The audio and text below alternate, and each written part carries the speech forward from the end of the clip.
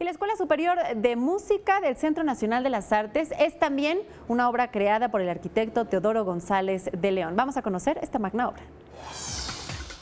La Escuela Superior de Música es otro de los edificios proyectados por el arquitecto Teodoro González de León, construido dentro del Centro Nacional de las Artes, en una superficie de 8.105 metros cuadrados. Se deja ver el gusto por el manejo escultórico del volumen, donde proporciona un juego de luz y sombras, un acabado de concreto cincelado. Maneja principalmente el claroscuro a través del manejo de los muros y, como podemos observar en gran parte de su obra, la monumentalidad.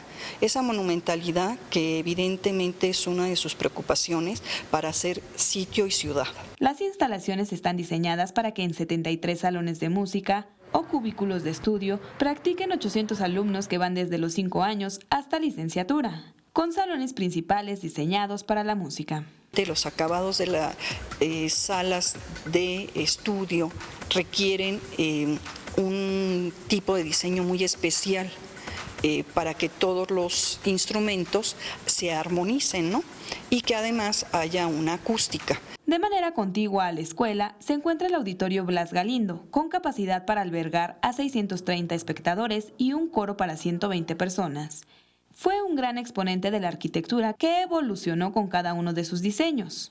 La obra de Teodoro González de León busca y también pretende hacer ciudad, una ciudad más humana, una ciudad donde sus edificios sean simbólicos, una ciudad en donde el usuario tenga cobijo a través de sus patios y a través de sus accesos porticados.